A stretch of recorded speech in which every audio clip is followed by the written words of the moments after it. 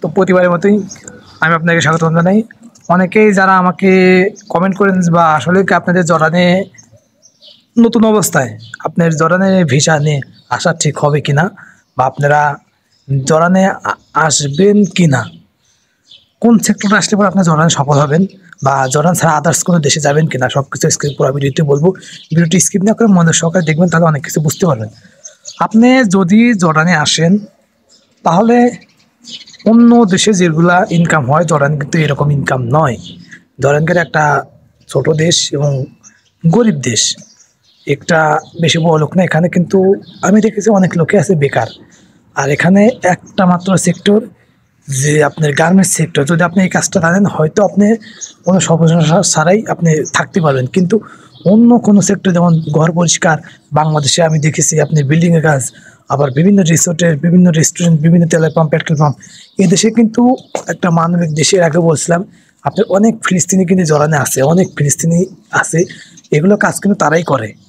আপনার আমাদের জন্য এগুলো কাজ দেয় না, আর হয়ও না। আপনার অনেকে আছে ক্লিনার, অনেকে আছে, খুব কম এগুলো ভিসা বাংলাদেশের জন্য হয়। বাংলাদেশের জন্য একমাত্র গার্মেন্টস ভিসা ছাড়া অন্য কোনো ভিসা হয় না।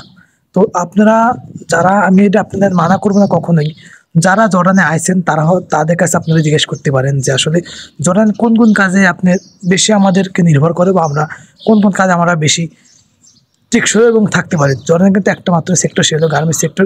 এখানে বাংলাদেশ থেকে লোক আসে, আদার্স কোনো সেক্টরের লোক খুব কম, খুব কম। আর ফ্রি ভিসা আসতে পারে আপনার এই একটা সেক্টরে। যদি আপনি কাম জানেন, হয়তো আপনি সফল হতে পারবেন। অন্য কোনো সেক্টরে কাম জানলে আপনি কখনোই সফল হতে পারবেন না। এই জন্যই আপনারা জর্ডান বাদ দিয়ে অন্য কোনো দেশে সিলেক্ট করেন, তাহলে সবচেয়ে বেটার হবে। এটা আমি বলি না যে আমি এসি বলে আপনারা আসেন না। আপনার যদি মনে চায়, আমার কথাতে বিশ্বাস না হয়, তাহলে আপনি প্র্যাকটিক্যালভাবে আসেন, নিজে টাকা খরচা করে আসেন।